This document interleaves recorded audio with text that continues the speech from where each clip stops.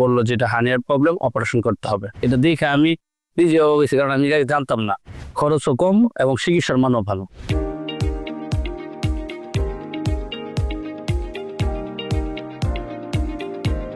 আমি মোহাম্মদ রুবেল মিয়া, আমার গ্রাম বাঁশগাড়ি।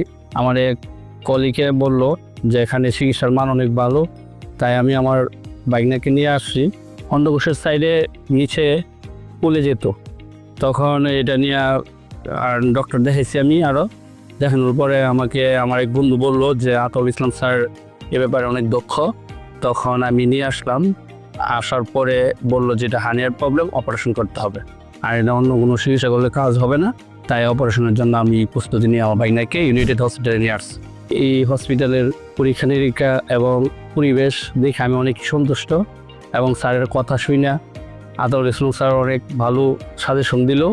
দেওয়ার পরে আমার বাইকনাকে আজকে এখন হার্নিয়ার অপারেশন করাবে। আমি সত্যি আমি নিজে অবাক হয়েছি যে আসলে ইউনাইটেড হসপিটালে এরকম একটা পরিবেশে এই যে চিকিৎসার মান এবং এরকম সুন্দর পরিবেশ আছে, এটা দেখে আমি নিজে অবাক হয়েছি, কারণ আমি আগে জানতাম না। তখন আমার বন্ধু পাঠাইছে, পাঠানোর পরে আমি দেখলাম যে এখানকার ডক্টরের কথা এবং এই চিকিৎসার মান অনেক ভালো।